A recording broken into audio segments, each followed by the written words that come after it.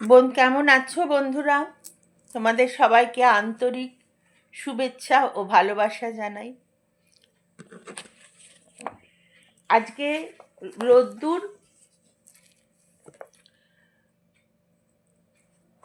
এই বইমেলার সংখ্যায় রোদ্দুর বইটা আমার কাছে এসে পৌঁছেছে।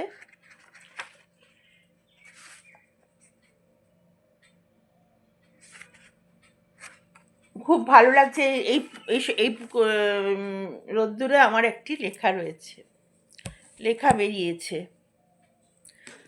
আর এটা ডক্টর রহুল আমিনের সম্পাদনায় সুকান্ত ভট্টাচার্যের শতবর্ষ উপলক্ষে শতকবির কবিতা, তার মধ্যে আমার একটা কবিতা জায়গা করে নিয়েছে। ভাল লাগলো। সম্মান একটু পেলে তো ভালো লাগেই।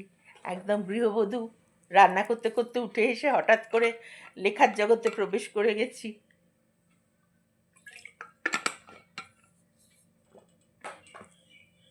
আসলে লিখতাম আমি ছোট থেকেই, বিয়ে হলে যা হয় একটু তো গ্যাপ পড়ে।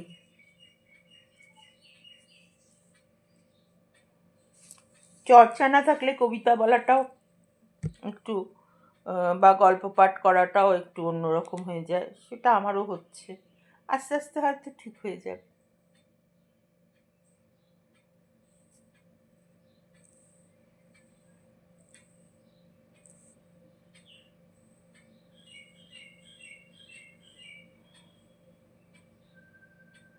একটু পাখাটা চালিয়ে দেবে? বড্ড গরম লাগছে আছে কেন কি জানি, কিন্তু তাও একটু জ্বর জ্বর লাগছে বলে গলাটা মুড়ে আছে। অভ্র নিরুপমার কালকে প্রথম পর্ব পড়েছি। আপনারা যদি কেউ না পড়ে থাকো তোমরা তোমরা একটু পড়ে নিও। এটা একটা রাবীন্দ্রিক নাটকের ওপর লিখছি। এটা দ্বিতীয় পর্ব পড়ছি, এটাতেই হয়তো শেষ হয়ে যাবে। অভ্র প্রবেশ করলো আর কি, অভ্রের প্রবেশ। ওদের রিহার্সাল হচ্ছে, সেই সময় অভ্রের প্রবেশ করলো। অভ্র প্রফেসর বিশ্বভারতীর। আর মল্লিকা খুব সাধারণ গৃহবধূ। এই অভ্রের স্ত্রী নিরুপমা খুব সাধারণ গৃহবধূ। অভ্রর চোখে অতটা সাধারণ গৃহবধূ অভ্র ঠিক মানতে পারছিল না, কিন্তু খুব সুন্দরী বলে ওর ঠাকুমা জোরজার করে বিয়ে দিয়েছিলেন। যাই হোক, আস্তে আস্তে ভালোবাসা গড়ে উঠছিল। সুন্দর মুখের তো একটা জয়া আছে। তাছাড়া নিরুপমা নিজেকে যোগ্য করে তুলেছিল, সবচেয়ে বড় কথা স্বামীর যোগ্য করে তুলেছিল। এগুলো হাজার সুন্দর হলেও একটা মানে গ্রামের মেয়েকে একটা শিক্ষিত আধুনিক ছেলে পছন্দ করে না। তাকে তৈরি করে নিতে হয়, তাকে অপমান না করে তাকে তৈরি করে নিতে হয়, সবচেয়ে বড় কথা। ছোট না করে সবার সামনে তাকে মান সম্মান দিয়ে নিজের মতো করে তৈরি করে নিতে হয়। আচ্ছা, অভ্র প্রবেশ করলো। মল্লিকা ও ছাত্রী মল্লিকাকে বলল, মল্লিকা, 22শে শ্রাবণ এসে গেল, তোমাদের প্রোগ্রাম কত দূর? মল্লিকা, স্যার মোটামুটি রেডি স্যার।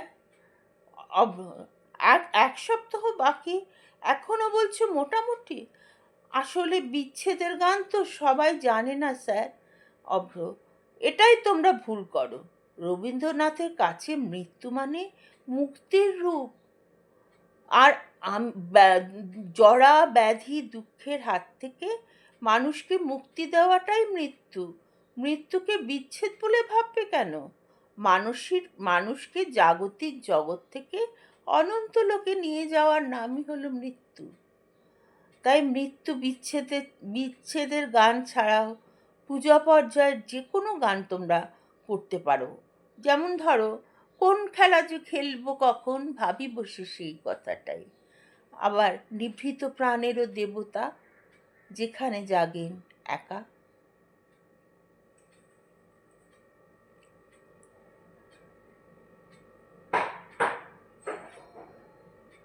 অভ্রের স্ত্রী সে সময় ঢুকলো, ট্রেতে করে চা বিস্কিট ইত্যাদি সাজিয়ে। হঠাৎ স্ত্রীকে দেখে অভ্র, একে তো গানের রিহার্সালটা ভালো হচ্ছে না, তার ওপর হঠাৎ স্ত্রীকে দেখে অভ্র সমস্ত রাগ গিয়ে পড়ল তার ওপর। এ কি নীরু, তুমি তুমি এখানে কেন? নিরুপমা থতমত খেয়ে বলল, চা নিয়ে এলাম, আর তোমাদের রিহার্সাল। অভ্র, রিহার্সাল? রিহার্সালের তুমি কি বোঝো? নিরুপমা মর্যাদায় খুব লাগলো, তার আত্মসম্মান বোধ প্রবল।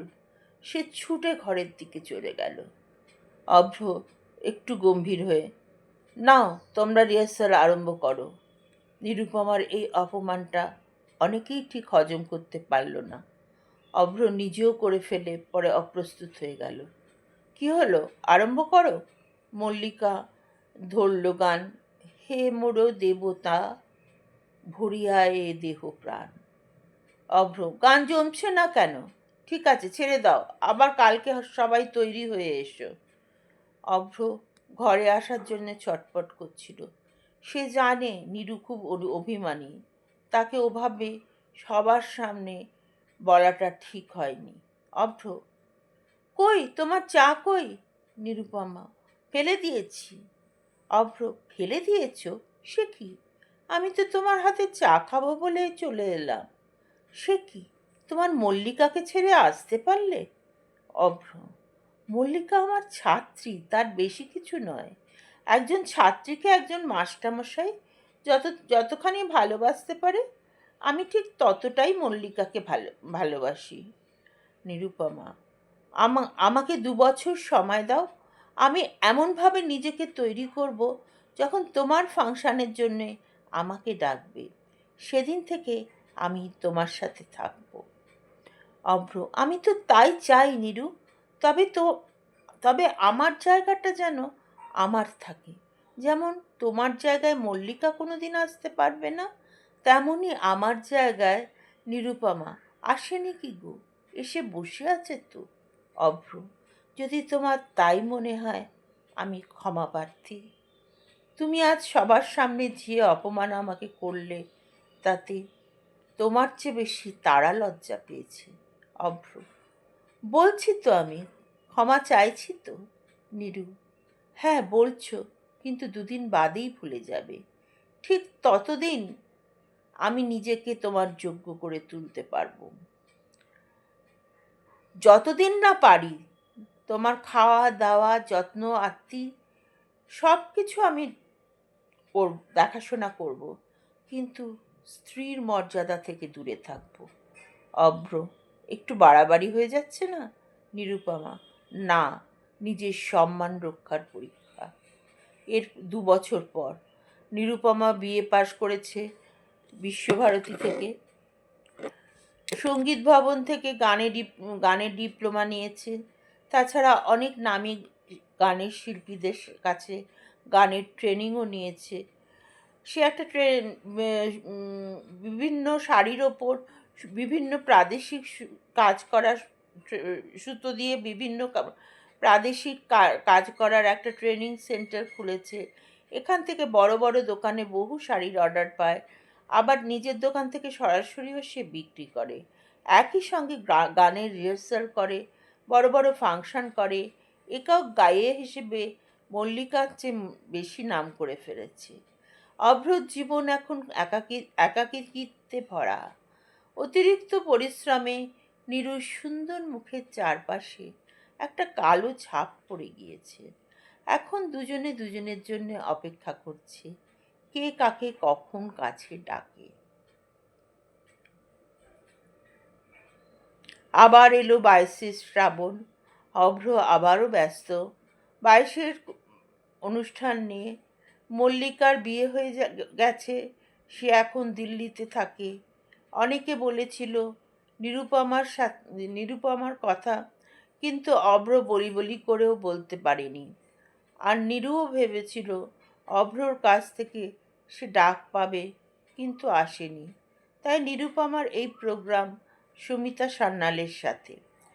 22শে শ্রাবণের দিন নীরু জানতে পারে মল্লিকার বিয়ে হয়ে গেছে। তাই মল্লিকার কণ্ঠ পেতে অসুবিধে হচ্ছিল। তবু তাকে ডাকেনি, মানে অভিমান। অন্য কোনো সম্পর্ক থাকলে এতদিনে জল অনেক দূর করিয়ে যেত। নিরুপমা একটা খুব বড় প্রোগ্রাম পেয়েছিল, প্রোগ্রাম পড়েছিল। সে খুব সুন্দর করে সেজে এসে অভ্রর সামনে দাঁড়ায়। অভ্র চোখ তুলে তাকিয়ে অভিমানী সুরে বলে,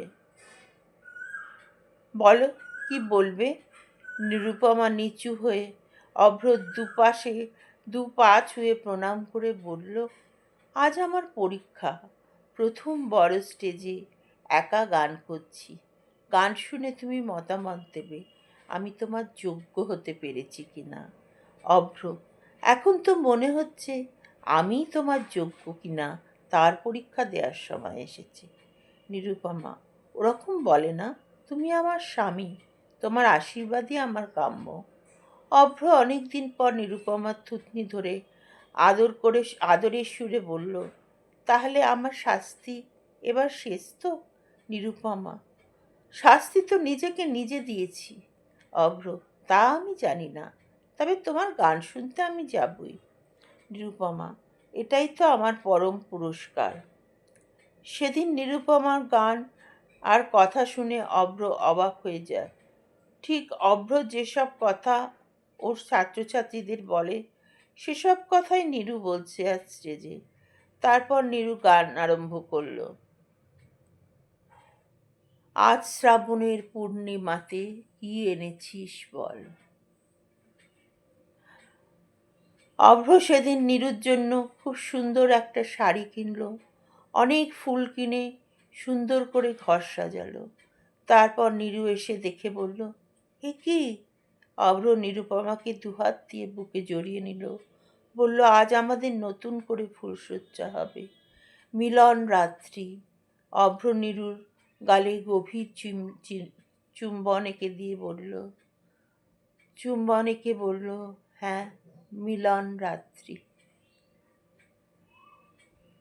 কেমন লাগলো অভ্র নিরুপমার নাটকটা? একটু রাবীন্দ্রিক। হ্যাঁ, রবীন্দ্রনাথ মৃত্যুকে মৃত্যু বলে কখনো ভাবতেন না, বলতেন মানুষ জাগতিক জগৎ থেকে অনন্ত লোকে যাত্রা করেছে। সত্যি কথা বলতে, আজ এমন একটা দিন যায় কি যেদিন আমরা মা বাবার কথা ভাবি না। মা এটা করতেন, এই সময়টা থাকলে মা এই জিনিসটা করতেন, আমার মা এইভাবে রান্না করতেন, এগুলো অনেক সময় মনে হয়। বাবা পড়ানোর সময় এরকম বলতেন, যদিও বাবা পড়াতেন না, ওই পড়াতে গেলেই বাবার মেজাজ গরম হয়ে যেত। কারণ বাবাও তো লেখালেখি অনেক পড়াশোনার জগতে থাকতেন। মাকে বলতেন, ওই ছেলে মেয়ে পড়ানোর ভার তোমার। এই জন্যে মাই আমাদের অঙ্ক টঙ্ক সমস্তই করাতেন। মা অঙ্ক খুব ভালো অঙ্কে ছিলেন, অঙ্কটা মাই করাতেন, অঙ্ক বাংলা এগুলো সব মা করাতেন। ইংলিশের জন্য বাবার কাছে যেতে হতো, যেখানে বুঝতে পারতাম না। তবে মা ইংলিশ বই আমাদের দিতেন, পড়তে বলতেন, তারপর তার মধ্যে থেকে সামারি লিখতে বলতেন। লিখে বলতেন, এবার বাবাকে গিয়ে দেখিয়ে এসো ঠিক হয়েছে কিনা। মা কারেকশন করে দিতেন, দিয়ে বলতেন কারেকশনটা ঠিক হয়েছে, একদম কারেক্ট হয়েছে কিনা, এবার বাবাকে গিয়ে সেটা দেখিয়ে এসো, ফাইনাল। এরকম আমাদের একটা পরিবার ছিল। অনেক লাক্সারি বা বড়লোকি ব্যাপার ছিল না, কিন্তু কোনো কিছুর অভাবও ছিল না। ভালোভাবেই মানুষ হয়েছিলাম, কিন্তু খুব সাংস্কৃতিক পরিবেশ ছিল। বাবা মা দুজনেই খুবই মা তো অসাধারণ গান গাইতেন। মার কাছে আমার প্রথম গানের শিক্ষা। পড়াশোনা মা ভালো ছিলেন। বাবা মাকে আইএ অবধি পড়িয়েছিলেন। ম্যাট্রিক পাশ করে আমার বিয়ে হয়েছিল, তারপর আইএ অবধি পড়েছিলেন। তারপর দিদি, আমার ওপরের দিদি আসাতে ঠাকুমা এমনিতেই চাইতেন না মা পড়াশোনা করুক। দিদি আসার চলে তো আরও বেশি হলো না, আমি মেয়ে দেখতে পারবো না বাবা, আমি অত বাচ্চা টাচ্চা দেখতে পারবো না, তাই কাজে মার বিয়ে পাশটা আর করা হলো না। ঠিক আছে, আজকে রাখি।